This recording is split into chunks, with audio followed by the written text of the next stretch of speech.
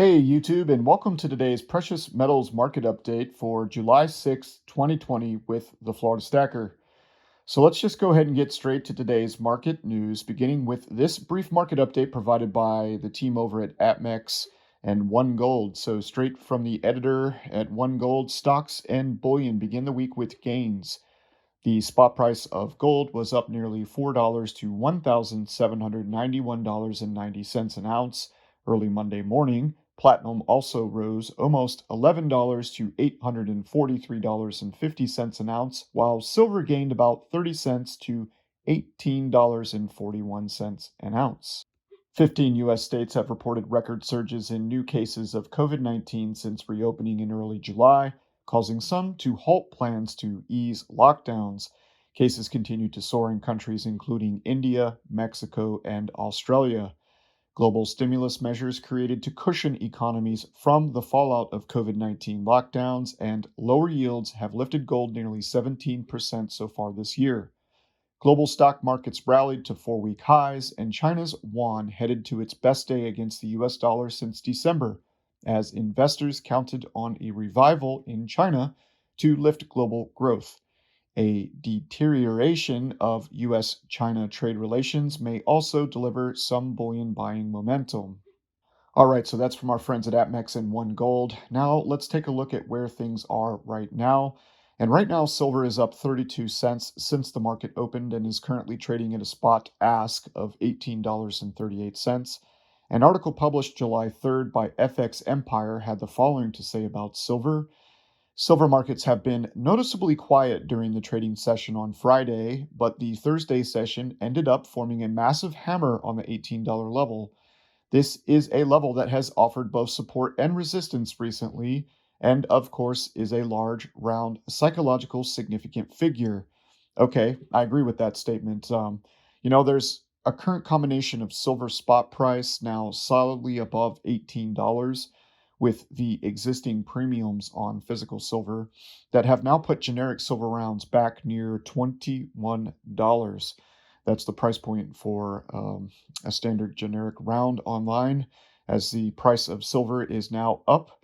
That's the opposite direction of where I was, well, personally hoping physical silver would head, of course. I was hoping that we would see a relatively stable silver spot price and a continued reduction in premiums on the physical silver market. This article does go on to say that if we can break above the highs of the Thursday session, it is likely that the market will continue to look towards the $18.75 level, followed by the $19 level. Okay, beyond that, then we make a serious push towards the $20 level, which has been crucial more than once going back through history.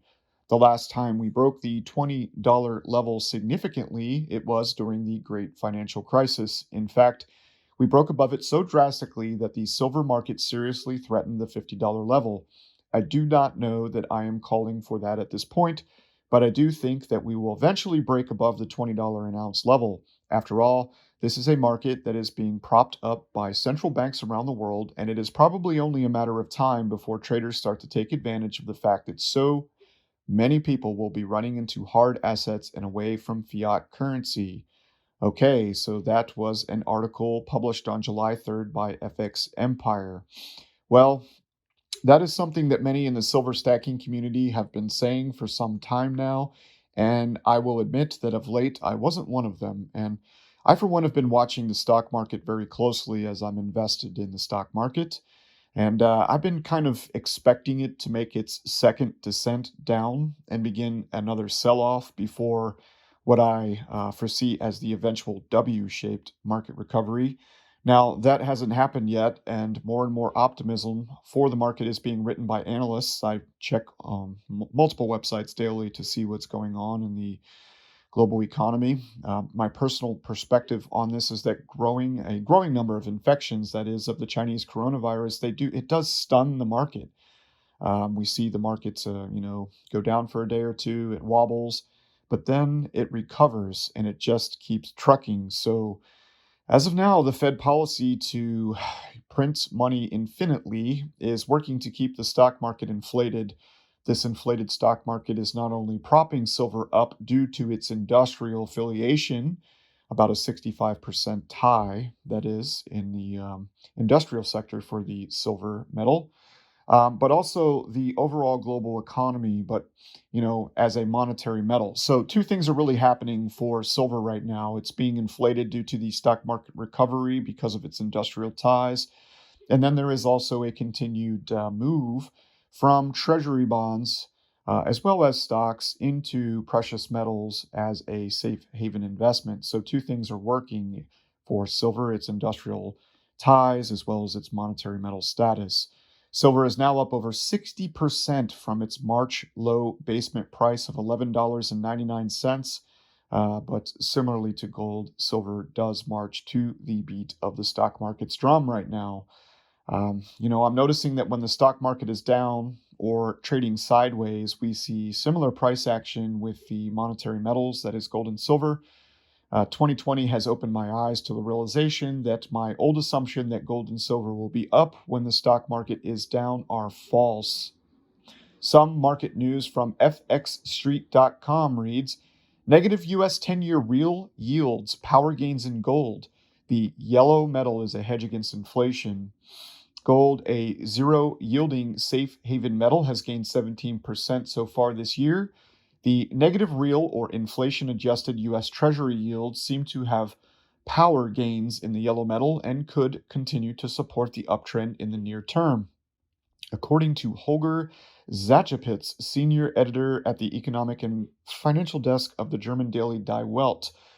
Please forgive me if I messed his name up. But yes, gold was the first of the precious metals to recover after the market sell off in March and has seen some steady gains over the last 3 months.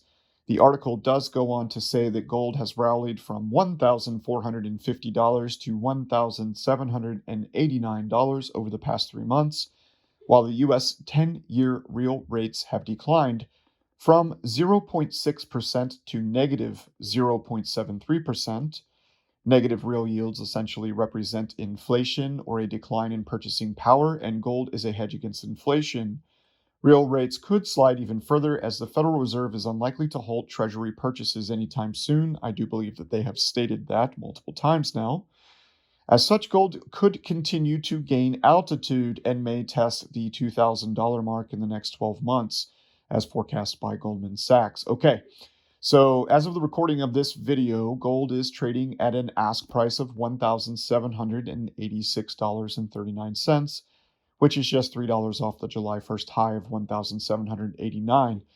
At these prices, with the current economic and civil environment we see in 2020, I have no reason to personally believe that these prices are the year's highs for gold myself.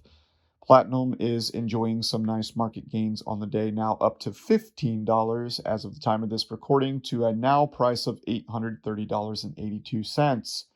In the platinum market news, an article was published today by CFD Trading, states that a clear trend does exist with platinum. So this from CFD Trading, the clearest trend exists on the 30-day time frame, which shows price moving down over that duration of time. Or to view things another way, note that out of the past 14 trading days, platinum price has gone up only 7 of them. Well, that's about break even for me, but this article does go on to kind of point out the fact that we're seeing deeper declines than we are in our days when we're down than we are, higher moves up during the days when we're up. Now, I personally continue to hold only a little more than a 5% physical precious metals savings allocation in platinum. It is a wonderfully dense metal, and I'll continue to accumulate it on an annual basis. But my 2020 goals, they do continue to remain based on current market conditions at about a 65% gold, 30% silver, and 5% platinum allocation.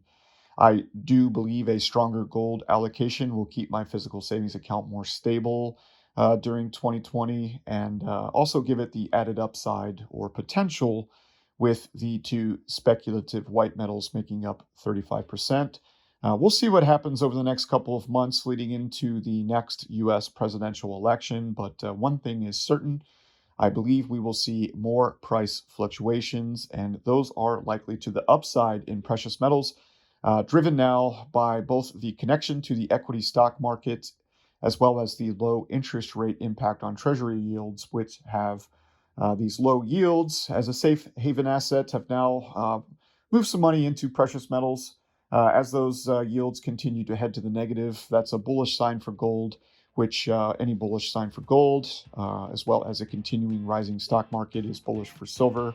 All right, YouTube, thank you for tuning into this video. I hope that you have a wonderful Monday, and please keep stacking, my friends. Keep looking for those deals, and we'll see you next time.